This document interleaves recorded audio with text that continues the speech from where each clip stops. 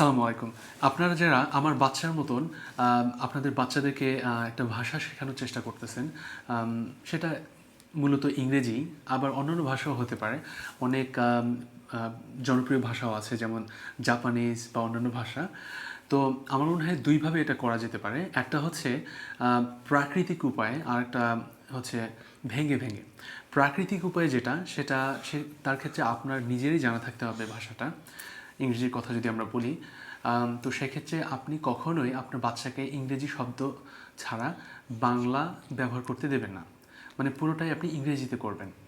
আম এইটা করতে গেলে আপনাকে যেটা করতে হবে সেটা হচ্ছে আপনি ইশারা ইঙ্গিতে আপনার বাচ্চাকে অনেকটা বোঝানোর চেষ্টা করবেন, বা একটা শব্দ দিয়ে তাকে বোঝানোর চেষ্টা করবেন যে আপনি কী বলতে চাচ্ছেন।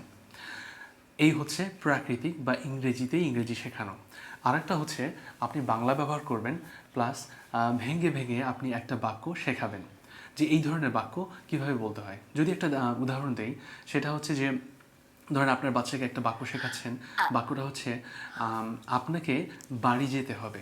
এই একটা বাক্য শিখে কিন্তু আপনি যদি এই একটা বাক্য তাকে বোঝান যে কিভাবে হবে এই বাক্যটা, তাহলে কিন্তু এই বাক্যটা দিয়েই সে অনেক ধরনের বাক্য তৈরি করতে পারবে। তো এই বাক্য একটা শেখানোর পরে আপনি ওই দিন কিছু অনুশীলন করালেন, তারপরে আরও ৩ দিন বা আরও ৫ দিন বা ৭ দিন ওই একই বাক্য থেকে প্রতিনিয়ত সকাল বিকাল সন্ধ্যা যখনই আপনার সুযোগ হচ্ছে আপনি শেখাচ্ছেন। দেখা যাবে যে ৭ দিন পর আপনি ওকে যে বাক্যই বলেন না কেন, ওই একই ধরনের সে কিন্তু বলে ফেলবে।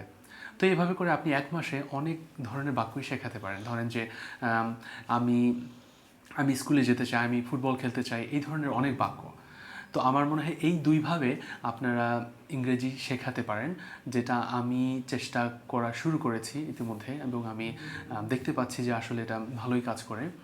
আম তো একটা হচ্ছে প্রাকৃতিক, আপনি কখনোই ইংরেজি ছাড়া বাংলা শব্দ ব্যবহার করবেন না। আরেকটা হচ্ছে বাংলা।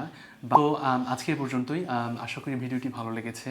তো পরবর্তী ভিডিওতে আবার দেখা হবে। ততদিন পর্যন্ত ভালো থাকবেন। আল্লাহ হাফেজ।